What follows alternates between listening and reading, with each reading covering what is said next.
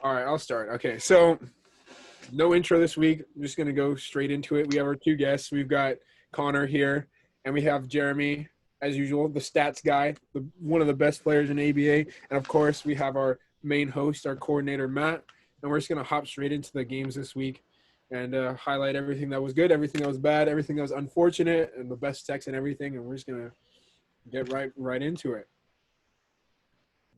All right, what's up, guys? So here we have our script. Thanks to Gyasi for writing this up. He's changed the kind of the layout of it a bit just so it's more readable. So we're gonna follow the script and go from there. So I think the main notable things about this week were that three playoff spots have been clinched. Whoops. So here we have on the standings, we have X stands for the clinched playoff berth. And so for Pool A, I clinched the first playoff spot. And then in Pool B, Jeremy and Sven have clinched two other playoff spots. And that's pretty cool stuff. Definitely kind of changes the dynamic of the league with just there's more sense of urgency for other people to win games. Typically what it's been like in past season and what we expect this season is that if you have more than 3 losses, you'll be knocked out of the playoffs. So yeah, we're going to talk more about that later. But diving into it, I guess we can get into the replays. Yeah, so for this week, I was talking with Matt, and we determined that the game of the week, because there was really strong games this week, but there wasn't games that necessarily blew people out of the water. But we concurred and thought the best game so far of this past week was definitely Langston versus Ricky, since there was so much on the line, considering both of them were 0-3, and a loss for either of them would mean that they're most likely out of the playoffs. So it was really interesting to see how they played with that kind of weight on their shoulders. And if you just keep scrolling down, it's underneath that. It's like on page 4, I think. Yeah, it's right there. So that, and the links are at the bottom. Yeah, okay. So let me pull up game 1. I didn't get to watch these games live because I think they were going on at the same time as I was playing. Yeah. Yeah, the first game was, it was really just the tempo was set from the first play with just the Pokemon leading, because it just allowed Langston to do what he needed to do. And as we see, like, through this game, he was really easily able to win once he slept the Dracozolt, because it lost his Crawdont check, and then once Crawdont was able to come in after the Vaporeon died right there, like that play was huge. It doesn't allow Vaporeon to either get a burn, and it doesn't allow any water absorb switch-ins. So after this, Crawdont kind of just went to work a little bit, killed 2 important Pokemon. The Celebi comes out, kills a Crawdont, but that allows Cinderace to come in and Cinderace. A combination of Cinderace and Amoonguss in this game kind of just did Ricky in. Yeah, that was impressive by Langston. That was a good Swords Dance read. Yeah, I thought that was really good, because once Crawdon gets a Swords Dance up and there's not anything to take the Aqua Jet, it's kind of just it's a wrap, because that Pokemon with the adaptability is just stupid, really. I like the Throat Spray. Yeah, I feel like it's probably not the best item to run on Primarina, but it worked in that situation, so good shit, Langston. Yeah, I think so. I thought the same thing, but we see in the second game that the Throat Spray kind of hinders him as he's trying to go for the Hyper Voice against the Vaporeon. The Vaporeon was just really able to check it in the next game, as we'll see after this. But yeah, right there, Amoonguss kind of just cleaned up. Amoonguss has honestly been a really good Pokemon for the draft so far. I don't know how you guys feel about Amoonguss, but for me, because since I have it, it's just been really clutch just having such a fat piece of shit on your team. Yeah, I think Regenerator is just one of the best abilities. Yeah, definitely. In Pokemon. Like using Slowbro and just being able to switch out and gain half your health back, basically. Yeah. And be able to come back in and wall something else is it's super really valuable. Yeah.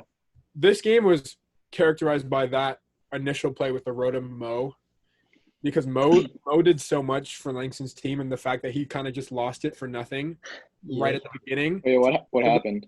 So he led with the Dragon. Yeah, right here. And he tried to Will-O-Wisp, but then Ricky read that, goes Talonflame, and then just clicks Flare Blitz and picks up a kill, probably thinking that he was going to go for a Brave Bird and he'd live it and Volt Switch out. But that was a really good play on Ricky's part, and it really allowed him to get the momentum. And we see here that the Vaporeon is definitely walling the fuck out of that Primarina. Yeah. At least he starts moonblasting, but Yeah, and the Dragozolt set is actually really interesting. I like the mixed attacker set. It caught me off guard when I was watching that. Yeah, what are you saying, Jeremy? I think this game Ricky actually put a band on it, so he was locked into one move. But another big play in this game was when the Cinderace goes down. I think Langston clicked court change, and it was just basically a free kill for the Cinderace. And after that, the Celebi could clean up. Oh yeah, he must have thought that he was gonna switch out to like Hippo or something. Yeah, I think it's right here. Mm-hmm. Yeah, he called the switch. Yeah, and then Celebi just sweeps from here. Mm-hmm. So yeah, well adapted. His Primarina set was weird too. He was using Aqua Ring. I just don't think Aqua Ring is a good move. It's just like a leftovers. I think if you're facing a Vaporeon, Aqua Ring isn't gonna do you much. Like a Calm Submine would probably be better, or something along that line. Yeah. Game 3. Game 3, yeah. Okay. Lucario. Interesting. I wonder if that's for the Crawdaunt. Oh, that's a huge turn 1. Huge trick, wow. Oh, another thing about this game was I think Ricky brought the wrong team to start, but Langston was a good guy and let him switch out. What, did he just bring like not even an AV? Good guy, Lang. He brought the same team before, so he didn't have the Lucario. Yeah. But in this game, the Cinderace was really big. Wait, the Lucario didn't even do anything. Yeah. How did it just die? So keeping the Cinderace alive for Langston was really big, though. I think he just kept that threat in the back, and Ricky couldn't really out it without the sand. Cinderace is really strong. Like, even though it doesn't get Libero. Yeah, its speed tiers. It outspeeds so many things, and it hits super hard. Yeah, court change is also just a scary move to plan against. I think I was playing Langston, and I was going to set up a bunch of hazards, but the threat of court change kind of drew me away from that strat. Nice read. Big knockoff. That's game at this point. Yeah, now Crawdaunt just sweeps. Yep. Yep.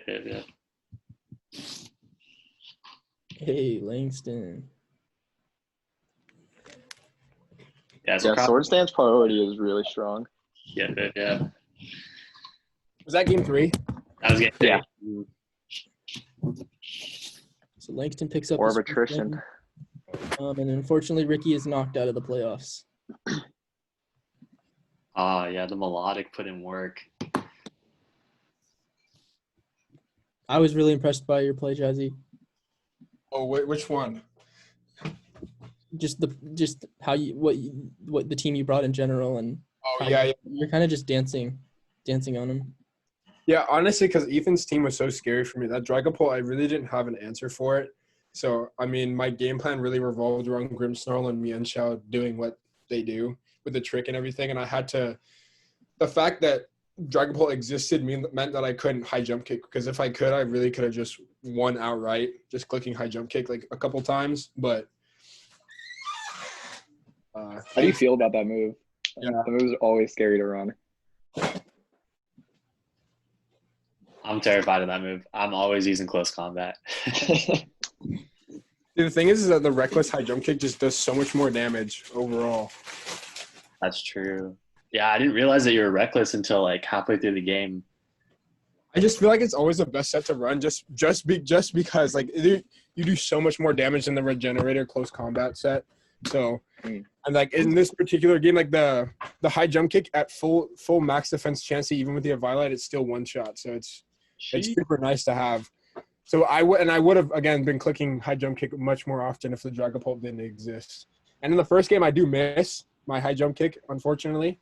But you know, it is what it is. I didn't really need Mienshao to win at the end because Milotic did its job of being able to wall out the Chansey. So that Ice Beam was clutch. Otherwise, like if you were Scald or Toxic, you wouldn't have been able to do anything to that Dragapult sub. Yeah. Like and having the Dragon Tail being able to ruin his momentum was really nice. But that crit was mad unfortunate there too, because I could have stayed in against the Tarak and done a lot of damage to it. Were you Flame Orb still? Yeah, I was Flame Orb in both games. Gotcha. That paralyze kind of helped you. Paralysis because I don't lose HP every turn, which was really nice, but obviously pretty annoying. And I was running just enough IVs and special attack on Mienshao to one-shot the Quagsire with Grass Knot, but I didn't get to use it either. Oh, nice. Because, the chance is just so annoying. I hate that Pokemon so much. Yeah. We saw Chansey versus Blissey this week. Yeah, and those Jolly Pokemon. I mean, I can't complain because I was doing the same thing with the Milotic, so. Oh, big burn. Big burn. I think he was. This is 6-0. I did 6-0 right here because he just couldn't beat the Amoonguss. How did you end up killing the Dragapult? So I got super lucky. I switched in Grimmsnarl to the Dragapult, and he was the physical set the first game, but he missed his Steel Wing, which had it was a 50% chance to kill from the range I was out of HP. So I got really lucky there, and I just clicked Spirit Break and I one-shot him, which was super fortunate for me. Nice. Steel Wing 0 for 2 on the season. So then I remember Ethan texted me. He's like, "Oh, I'm gonna bring Hex Dragapult," and I was like, "Oh, that's pretty smart." So I think he changed it up this game, but I don't think it worked. No, I was really confused with the heavy duty boots on Dragapult. I didn't understand that play. Way too passive. Maybe he was afraid of. I think honestly though, it might have been because like the previous week, Logan's toxic spikes just like messed him up. So that's probably why he brought the boots. But thing is, Dragapult also gets clear body. Yeah. Although wait, no, I don't think clear body works like boots. Never mind. Clear body stat changes, stat lower. I think with boots, you have to read what your opponent's gonna do. Like if game 1 they don't bring any hazards, you got to get rid of the boots. They're not going to be doing anything for you. Mm-hmm. Yeah, the only hazards I have on my team are actually just toxic spikes from Tentacruel. I don't even have rocks or spikes, which is bad drafting on my part. But I don't know. I never really understood that Ethan play. Does Amoonguss not get T-Spikes? Nope. Oh, wow. Seems like it should. Yeah. I wish it did, but honestly, I don't really. I like getting the burns off with Scald and Will-O-Wisp and everything more, and when I run T-Wave, running T-Wave because sometimes it's more useful. Mm-hmm. Oh, it was that play. Ooh. Where Ethan made his mistake. Did he know Scarf earlier in the game too? He should have known I was Scarf just based on the way how I was willing to stay in against his Dragapult. Because there was a play where I just stay in and knock off when he goes Quagsire. So I was thinking that he would know I was Scarf because I was Scarf the last game too. Yeah, like right here. Yep, it was that play. Which is why I'm shocked that he stayed in. Because that always, with any amount of chip, it dies. Because like the roll is like 99 to I forget, like the max roll is over 100 and the min roll is like 97 or something like that. So I was really shocked. And then I could just clean house with the high jump kick. Good shit, Gyasi. That was that. Luis. Unlucky guy. Yeah. This first game was actually really interesting. I didn't get to watch this one live, and I was watching the replay. And it was overall a really good game. And I liked like the pressure from the hazards was so intense. It was insane. The Tims. Super passive. Yeah, preparing for Luis, I was kind of scared of Hydreigon Dragapult combo. And of course, like Dragapult, the menace was there, but luckily no Hydreigon. AV is sick. Yeah, so I put AV on Darn for game 1, and then game 2 I changed it to the Crocodile. And I figured the Weezing would wall any like physical set. Yeah, I remember when me and you were testing Jeremy. And then like the last game we were testing, you just brought a team with a ton of hazards. And the only mon I didn't have a mon with defog on using Luis's team, and I just got destroyed. Yeah, I think this is the main play right here where I got rid of the defogger. Yeah. And then you just spam the spikes. Yeah. Get them up. Get them all up. And then so I think game 2, didn't he bring defog on Scizor? Mm-hmm. And he brought Scizor and Mantine. Mm-hmm. I got pretty lucky game 2 because I like full paired the Scizor so I could take out one of the defoggers. Just poor Luis, man. He's got the worst luck. He had some really bad luck because there was a turn also where the wheezing clicked Thunderbolt, got the full para on the Jirachi, and then the next turn clicks Flamethrower and gets the burn. I was like, fuck. And a crit, bro. And a burn and a crit. Damn. And then he also one of the Plasma Fists on, I forgot which Pokemon it was, what the crit mattered to, and it put it in range for it to die to another Plasma Fist. I was like, Luis just gets no luck. Because a lot of these games where I'm not saying like this game was winnable for him because it was really tough for him to deal with the hazards. Like that play right there. Yeah. The first game also mattered where he lost his Dragapult. Like a half health Dragapult just dies on switching. So it's, but like when he's just getting unlucky like that, there's just really nothing that you can do. It's tough for sure. Prayers up for Luis for some good luck in the future. He do some good luck.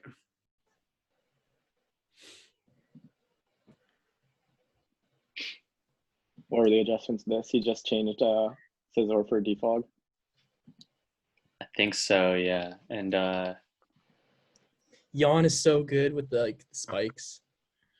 Yeah, that's really smart. Just the amount of, I honestly, I felt like Luis should have sacked something to sleep just so Jeremy couldn't continue to yawn because he had to switch out a few times in this game just to prevent the sleep. I felt like he should have just sacked at least something so he could continue his momentum and prevent the spikes from coming up too. I really did like the Dragon though. The Dragon was really cool. Jerry, you want to talk about the little mess up you had with Crocodile? Yeah.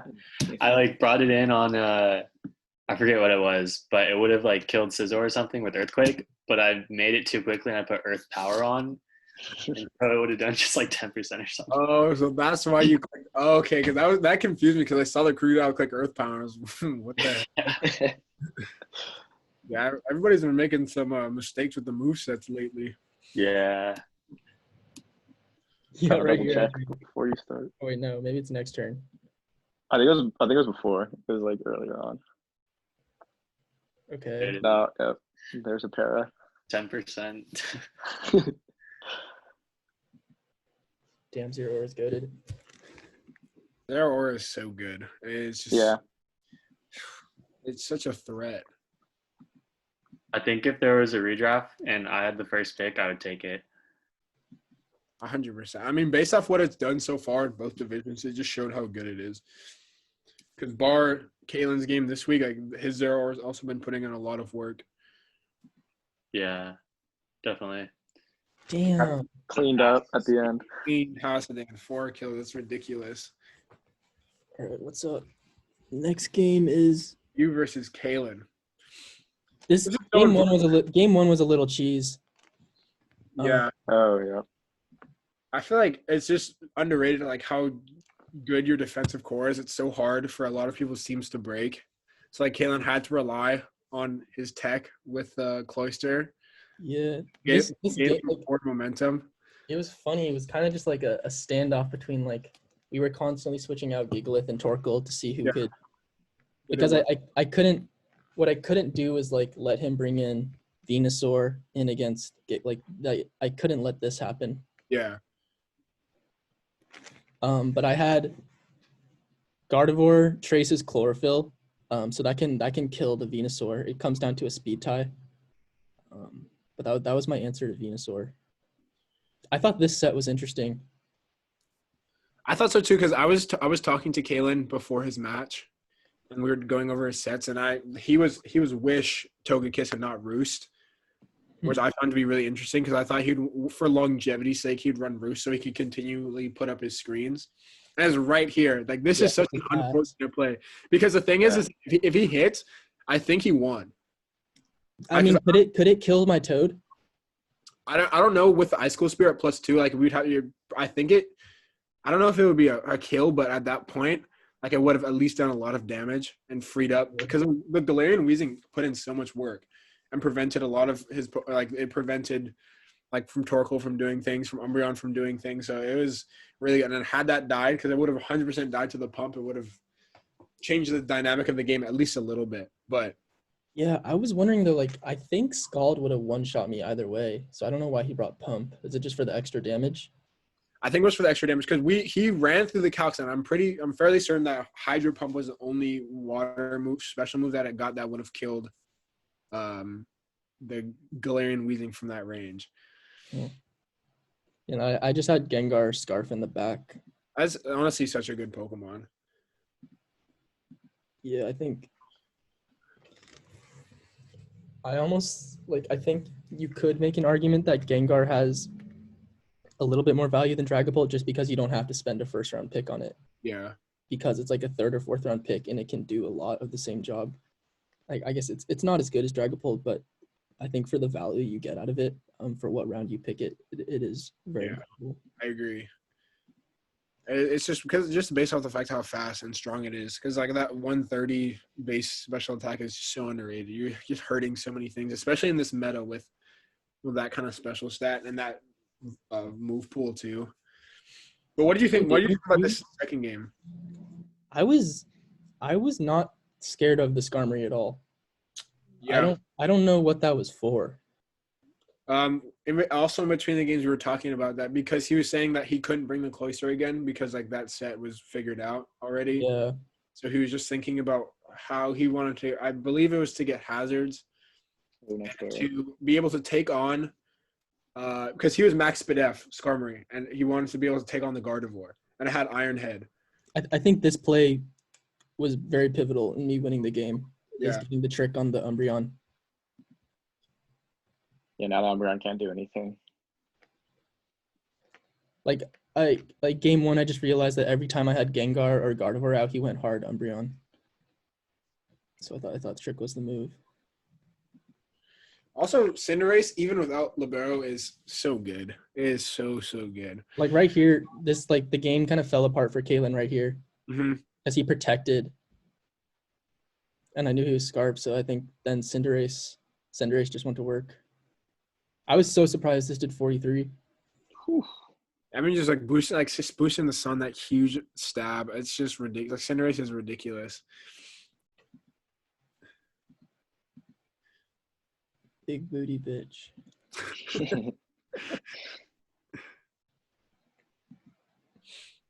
Do you know what was the Venusaur set? It was mixed attack for the Gigalith because in the sand, Giga Drain wasn't going to do a lot, but if he growthed in your face before you set the Gigalith out, the Power Whip killed.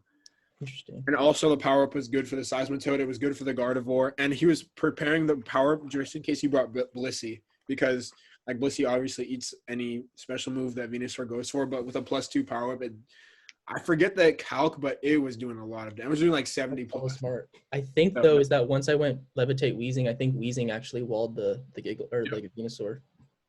Yeah, because he was expecting you to do the to bring neutralizing gas. I brought that game one. Yeah, like he was expecting you to do it again, which is, I mean, I'm not gonna speak on his behalf, but like that really kind of fucked him. That because the Weezing was so good against his team. Unfortunately, yeah, I kind of hit a wall there. I didn't get to finish, so this will be finished probably by tomorrow, and it should be in the Discord tomorrow. But now the games are just gonna be in the Discord. I think the next game was. Conor, was there anything noticeable from your game? I had like a big play with Kieran. I shadow balled his Aegislash on a switch in. Oh yeah. But overall, I feel like the games weren't super close. Kieran just put in a lot of work. I had a sexy too. Oh yeah, I had a nasty Thunder with Mew on his Pelipper switch in to defog away hazards. Yeah, Mew is honestly such a good draft Pokemon. Like it's always one of my favorites because you just never know what people can do with that. Yeah, it's so versatile. Like you can switch into it, but like you're just dropping a Thunder on the Pelipper, you're never going to be able to predict that. So, yeah. I mean, kudos to you for that. Was a great play. Also, I think a game that was worth mentioning was Lucas versus Chris. I thought it was a really interesting game, and I felt like Chris played well, but Lucas got pretty unfortunate in the third game. Dude, Lucas got like Thunder Parad, which is like a 30% chance, and full Parad. And wasn't that in the same turn? Yeah, it was. That's like, I think it's like, so like, what is that? That's 3/10 times 1/4. Use that Berkeley. That's like a 7% chance of happening. Yeah, that was really unfortunate. And he also missed the rock slide on the Talon Flame. That comes with the territory when you're running hustle mods, but still, you hate to see that because that could have changed the dynamic of the game a Yeah. little. And then I think even like the very next turn, he missed a focus blast on Tyranitar. It's so unlucky. Yeah. It just Shout hurts out to the me 'cause Polytoad. you always want to root for Lucas. Yeah, shout out Polytoad. I think it was about a sweep. All right, so after the week 4 games, this is where the standings sit. For Pool A, I'm in first place. Chris and Kaylin are tied for second at 3-1. And then there is a 2-way tie for fourth place between Ethan and Connor. Gyasi and Logan are still in the playoff mix.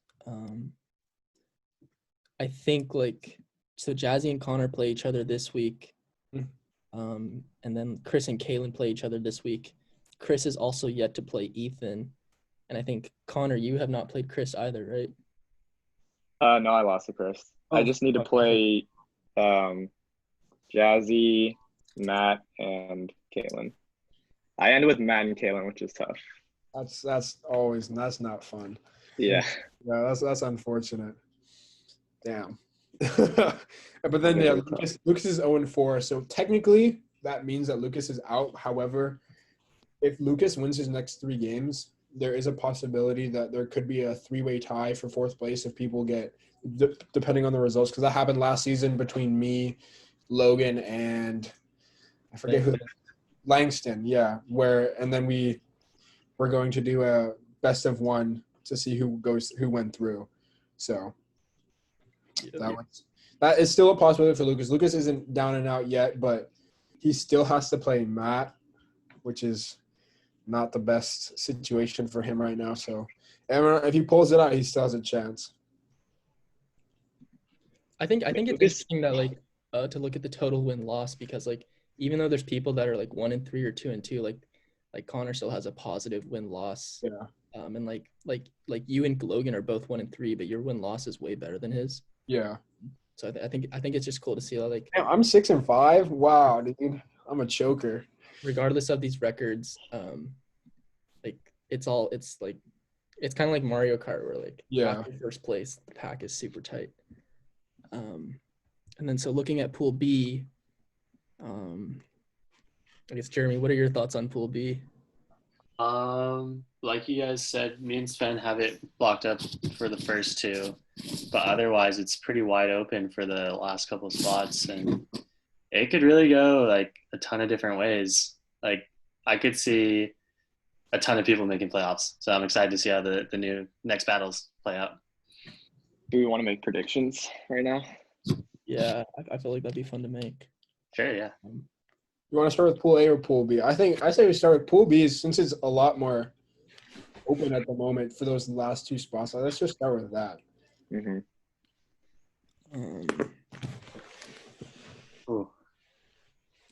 Yeah, let me look at the schedule, because that kind of is important for what we have left. Jake versus Jeremy and Lawrence versus Sven. That'll be interesting. I feel like that's tough for Jake and Lawrence. Yeah. Patrick versus Jeremy would be a very big game for Patrick. See, I was with Patrick today, and we were talking about his matchups, and Pat was thinking this week is probably the most important week for him, because if Jeremy beats Jake and he beats Ricky, he's in such a good position going into his game versus Jake. He played on the last match week. So I feel like this week could really be the determining factor for some of these trainers, especially those who are 2-2. This is a huge week, because looking at Lawrence, he's playing Sven, and then Jake is playing Jeremy. And the only other 2-2 is Patrick, but he's playing somebody who hasn't even got a win yet. So he's in the pole position to try and take that spot. And there's so much pressure once you're at 3 losses, because then you can't lose again. Yeah, exactly. That's how I'm feeling right now.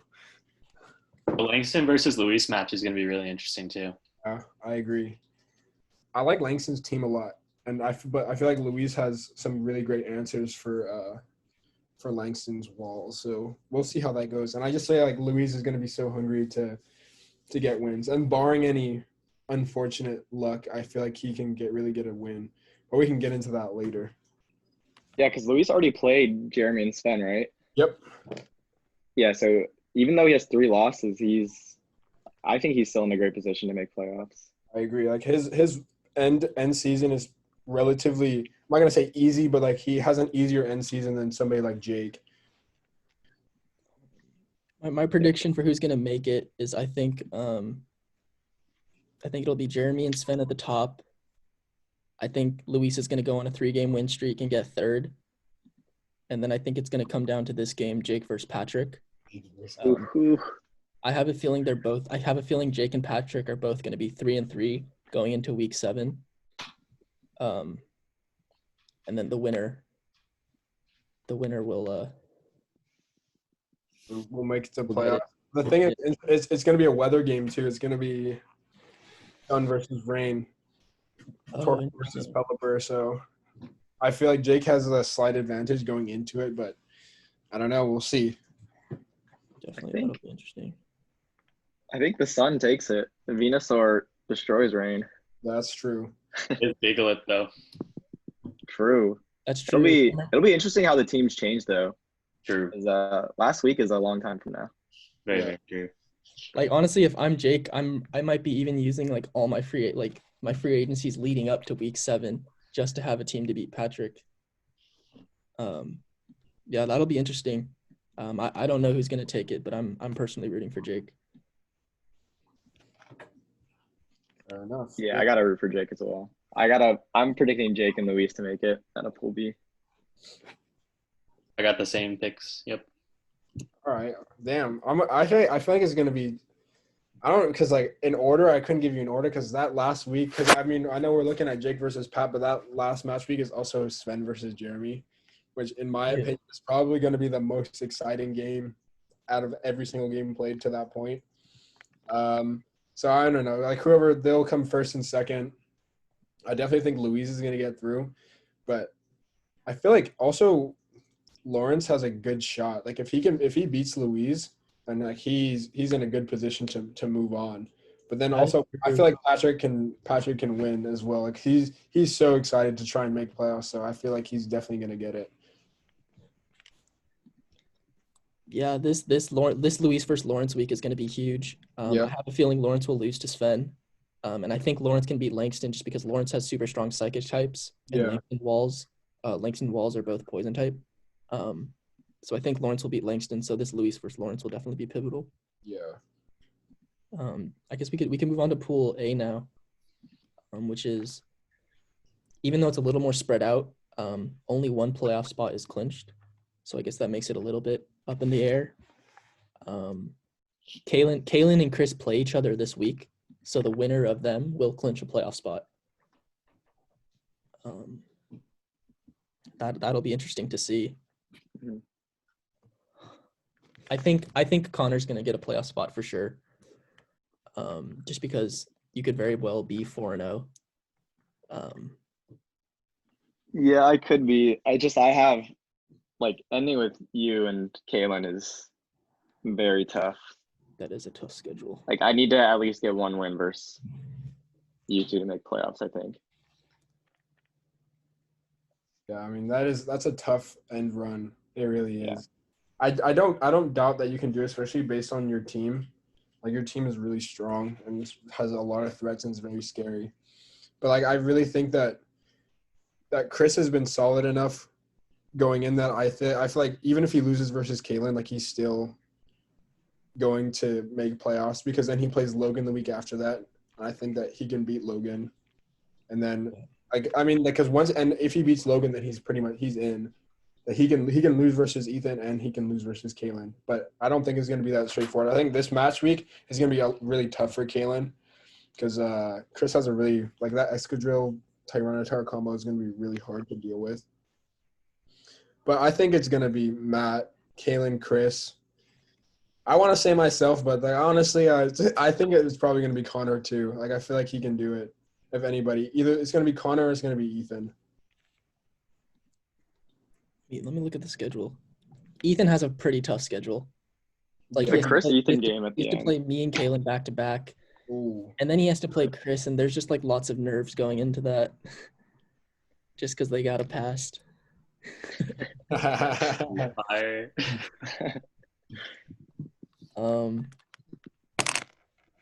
Damn, yeah, I feel bad for Ethan because he started off 2-0. He's looking so hot, and then that two game losing streak really hurts him.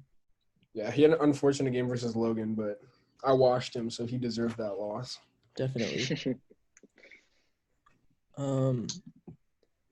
My predictions are that it's gonna be me, Kaylin, Chris, and then I think whoever wins between Conor and Gyasi is gonna get the final spot. That's a lot of pressure. Just because I think I picked a bad week to forget to do free agency. I think Gyasi, if you win this week, then you should be able to beat Lucas and Logan. Yeah, I agree. That's what I was looking at. I'm still fairly confident, but then it's just me getting over Conor. Like if I can beat Conor, then I feel like I can get playoffs. But it's not going to be that simple. So I'm also just trying to think like there is a very real possibility that there could be like a 4-way tie at 3 and 4. Yeah, there could be. Fourth. And the way that happens is if you like, I guess that happens if you guys like each get, or that happens if Chris chokes. If you go on a crazy win streak, Conor wins one more game, and Ethan gets one more game. That'd be crazy. I think it's possible. I think that'd be the first time that ever happened. Yeah, that would be nuts. Yeah, it could very well come down to that. Logan has a pretty decent schedule too because he's already played Matt and Kaylin. What's Logan's record right now? I believe he's 2-2. He's 1-3. 1-3, yeah, just like me. Yeah, but he plays Lucas this week, so although Lucas does have a decent matchup against his team, so we'll see how that goes. Yeah, the Magnezone puts in work. Yeah, Magnezone puts in work. The Como can do a lot, except against like Azu and Kingdra. So we'll see. I mean, like I feel like Lucas has just gone pretty unfortunate so far. I feel like he just needs the right setting to show what he can do, and I feel like this upcoming week, I feel like he'll get his first win. Honestly, if we're gonna like head straight into this week's predictions, at least. Yeah, I guess that's a good segue. Lucas Logan first. There it is. So for Lucas versus Logan.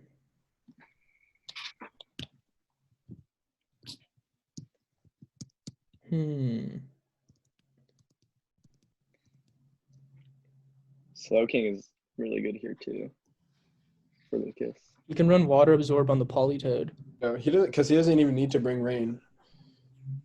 Like Rain doesn't really do much for him in this game, so bringing the Water Absorb Polytoad will be really good for the Kingdra.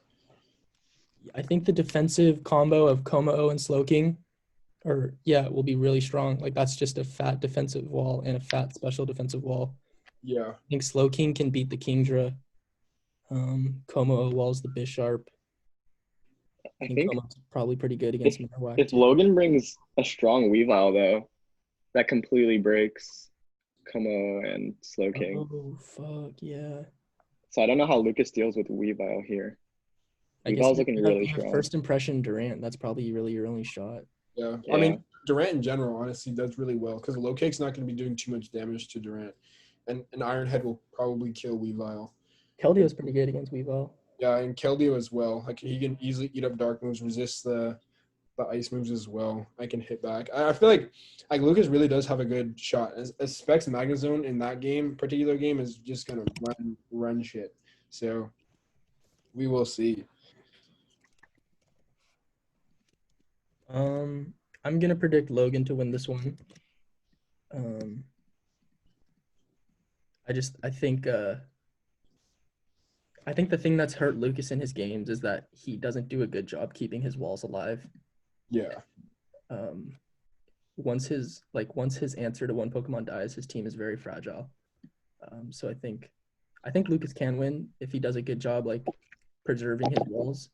But I think Conor brings up a good point that Weavile is a big threat, and I think it's going to put in work. Yeah, I also have Logan winning this. I think the Weavile is going to be really strong for him. What do you think? Threats. Slowbro Galarian looks like it's about to put in some work. But I also have Logan. I think the Alolan Marowak was a good trade. It also gets the Lightning Rod for Magnezone. And kind of otherwise walls it because Steel Fire. So I'm going to go with Logan. But you can't count out Slowbro. Yeah, I think this matchup is going to be a lot more interesting than people think. I think Lucas has the tools to win, but I just think overall Logan's the better player, and it's going to be hard for Lucas to deal with any kind of Kingdra, so I'm just going to go with Logan for this one. Oh, boy. I feel like this is also going to be a really, really good match. Ethan, Matt. I'm scared of the Dragapult. Just because, like, I don't know what set he's going to run. Like, I think game one will just be, like, I have to figure out his sets. But I think Ethan's downfall in the games that he's lost is that he's played super, super passive. And, like, even though my team is kind of slow and I don't necessarily have ways to punish his if he were to play passive, I think my walls are just better than his. Mm-hmm. Yeah, definitely. I feel like just a combination of every single wall you have on your team is going to be too much for Ethan to handle. It's like he has answers for your walls, but he doesn't really have a combined answer to deal with the entirety of your team, which is going to be super hard because I guess two main threats going into this, probably a Terrakion and Dragapult. But, like, with a combination of if you bring 4 of these walls on your team, I feel like you can easily deal with them. So it's going to be hard for him to beat down your team, especially Crawdaunt goes to town on this team. Yeah. With the knock and jet and crab hammer combo. So it's gonna be interesting to see. But I just feel like your team is too strong for Ethan to handle, honestly. I'm gonna root for myself, but I think it's gonna go game 3. Yeah, I also have you, Matt. I just don't see how he's breaking all of your walls. Too many walls for him. Yeah, I got Matt too. I think the Weezing's going to put in work again. Yep, that too. I'm going with Matt as well. I'm not going to count Ethan out. I want to see Ethan do well, but I just don't think this is going to be the game that he wins. It is a must-win for Ethan, though, because he has to play Kaylin afterwards. All right, moving on. Conor versus Gyasi. Yeah. Oh, boy. You guys want to talk about it? Yeah, we could talk about it. I picked up the Goodra this week because it completely walls the Volcarona. And I really didn't have any checks of Volcarona before that. So Goodra's going to put in work for me. Definitely. Yeah, I think Gyasi's team kind of struggles to break the Goodra.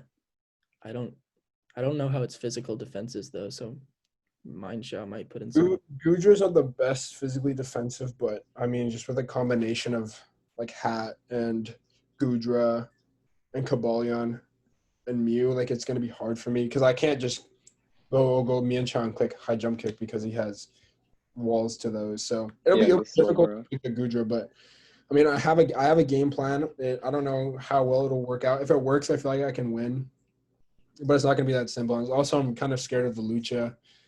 As almost damn near everybody should be, but I feel like I still have good enough answers to do a decent job. I think this game is going to be really interesting. I think it's going to be close as well, and we'll probably go to game 3.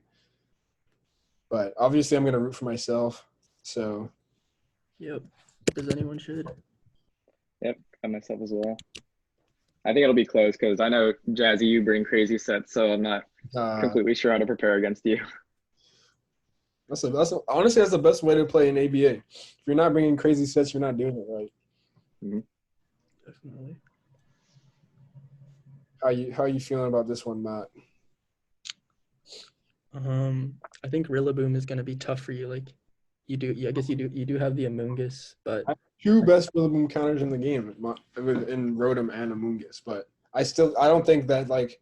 I think we have to look outside of that too. Yeah, it's just like Rillaboom also gets U-turn. Yeah. If he can just apply a lot of pressure. Like even if you send out a Mungus, he can U-turn into Alakazam, and then it's like, oh, what do you do then? Yeah, I don't have the best answers to Alec, which is why I was planning on picking up Dublade this week.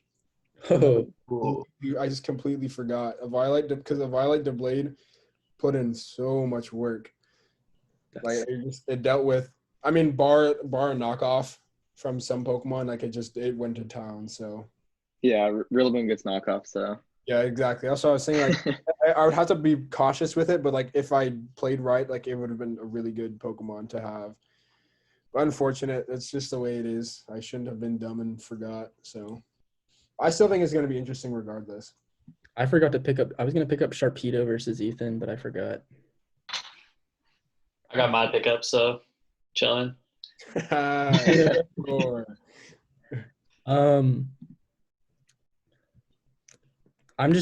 really liking the Goodra pick, so I got Conor. Yeah, I'm gonna go with Conor as well. I think the Rillaboom Halucha combo is just really devastating. What's the Dastardly combo? We'll see. Anything can happen.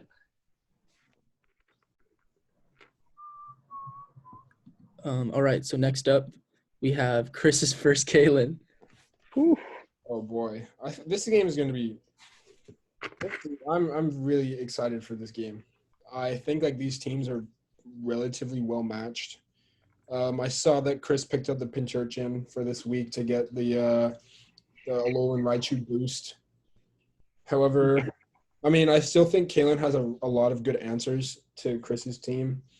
Like Bronzong is going to be really good for Kalen, and I feel like it's going to be hard for Chris to break that, as well as some of his other defensive Pokemon. Like Torkoal also stops Talonflame, so it'll be really interesting to see. Because I still think Chris's team is strong enough to deal with Kalen, but overall, I think Kalen just has probably the better matchup going into this week. And in my opinion, like Kalen's just like a really solid player, so it'll be hard for Chris to beat him. But you never know, because Chris he's been on hot form, so it's gonna be up in the air. But I still voting Kalen. Right, I'm trying to think. Like if I'm looking at Chris's team, Skarmory's a good check to Excadrill. Umbreon is a pretty good check to the Hydreigon and Alolan Raichu. Like I feel like the tandem of Zero Aura and Umbreon shuts down Raichu, yeah. Like Volt Absorb, he can't.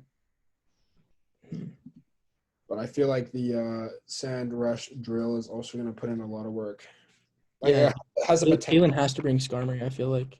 He has to bring Skarmory. But Tangrowth is also a good answer to drill too. So that is true. I'm not entirely sure what Chris's win con is. I've never used a Alolan Raichu though, so I feel like he might have something up his sleeve. Yeah, the rising voltage in the electric terrain is super strong. Like it's gonna be hard for Pokemon to no Pokemon is probably gonna take 2 of those, especially if he gets a nasty plot up. So Raichu is a threat in this game. It has the potential to be a threat.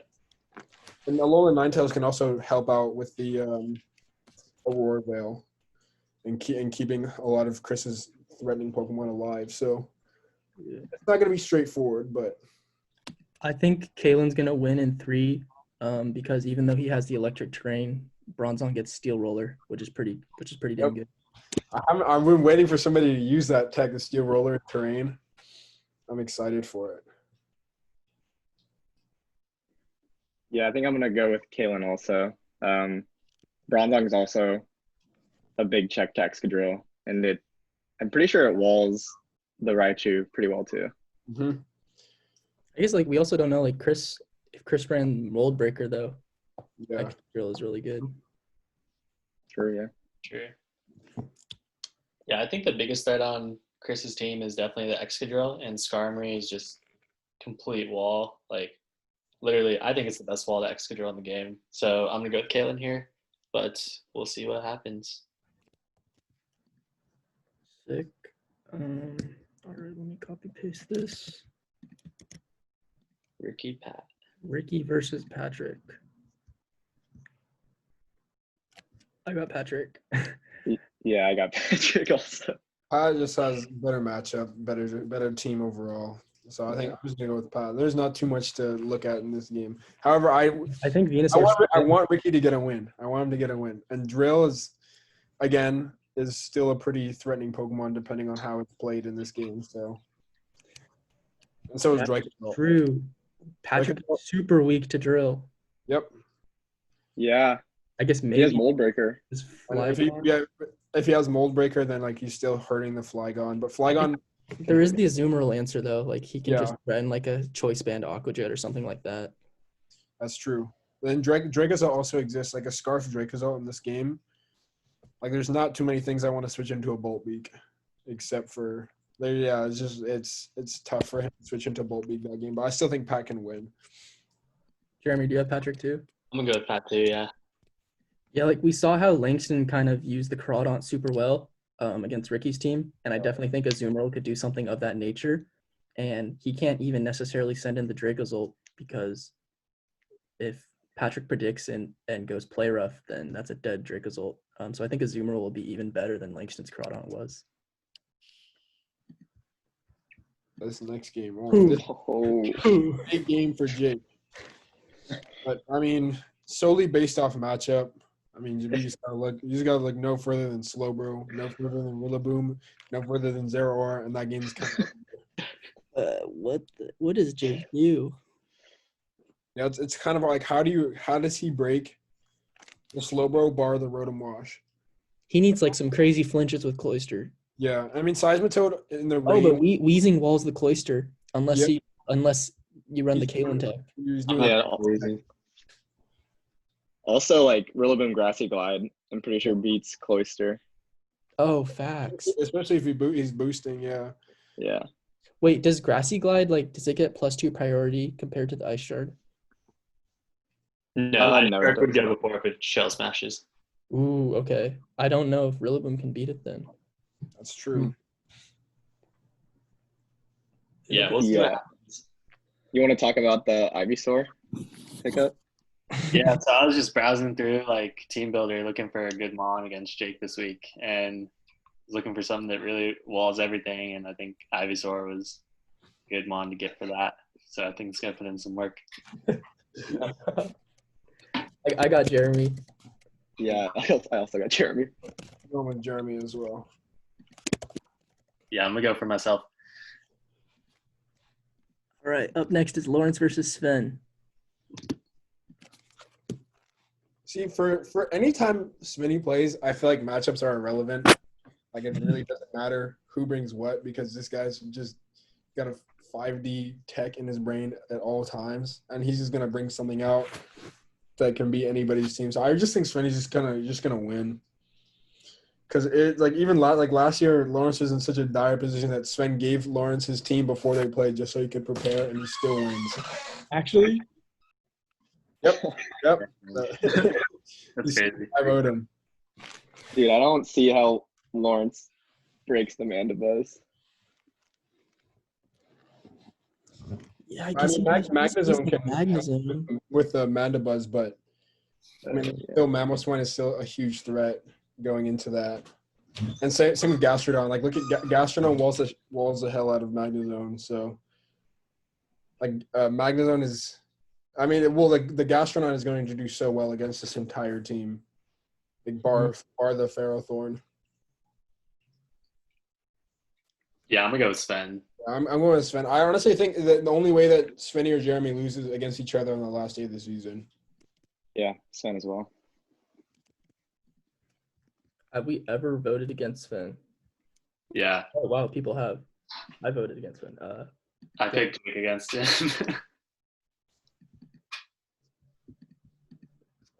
All right. Up next, we got Langston versus Luis. Big match.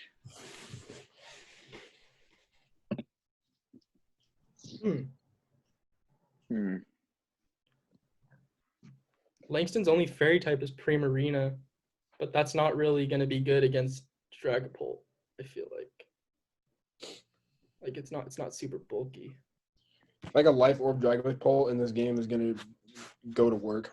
Like if Luis brings a Life Orb Dragapult with like T-Bolt and Fire Blast and Draco Meteor, like he will hurt that team big time. And like the Krosma also does really well in this game.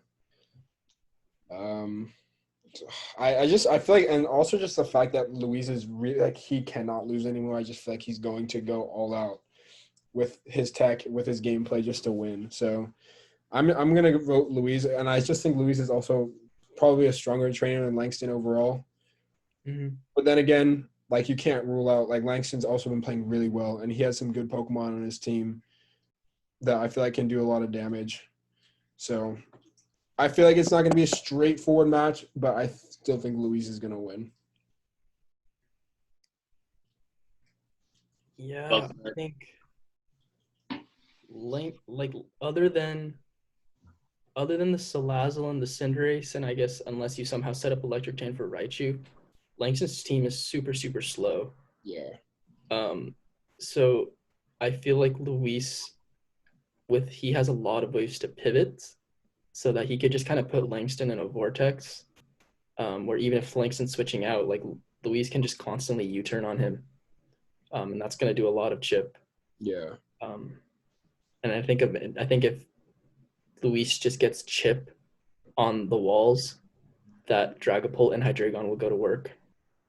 It's going to be hard for him to chip his walls because they all have Regenerator. So that's true. He has 3 Regenerator Pokemon. So I still think that like overall, like with his pivoting, he's just going to get the momentum for probably the entire game. So I still think he's going to be able to pull out a win. I got Luis. Yeah, I'm going Luis as well. I got Luis. Yeah, I got Luis. I think the only way Langston wins is he needs to get up hazards, like a lot of hazards. And I don't think he has any hazards outside of Toxic Spikes. Ooh, yeah, he doesn't have rocks. Yeah, so yeah, Luis here. All right. There's just one more thing that we wanted to touch on, and that is that we have a money match. Oh, money match. It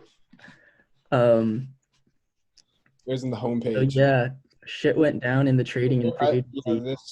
It's just funny because like looking at the spreadsheet, there was only 3 free agency pickups, but like this has been the week where the free agency was the most active.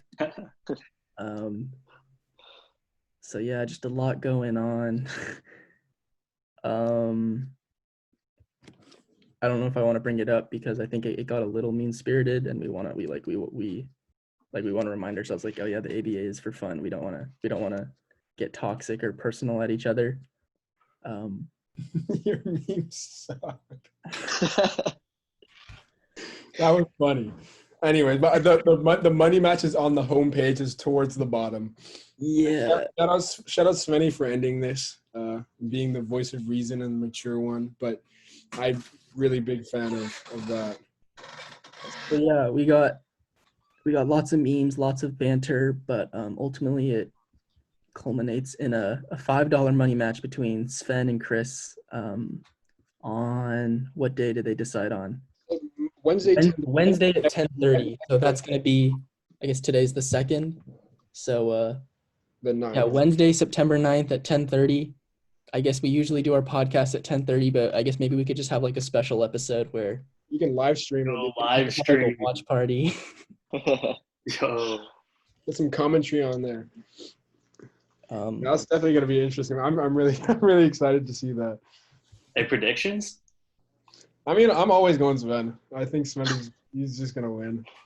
I think Sven's going to wipe him. Yeah.